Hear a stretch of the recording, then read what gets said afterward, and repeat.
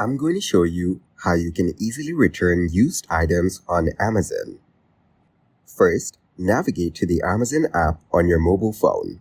Make sure to log in or sign up to your account on Amazon. Next, tap on the profile icon shown at the bottom. Now select your account option given here. Then tap on Contact Us under Customer Service. After that, scroll down to find the I Need More Help option. Here, tap on it and you will get two options. The first one is to chat with customer service and the second one is to request a call now. If you tap on Request a Call Now, then you will provide your number. If you tap on Start Chatting Now, then you can chat with customer service by telling them your issue. In the message box, type words such as return an item, it was damaged.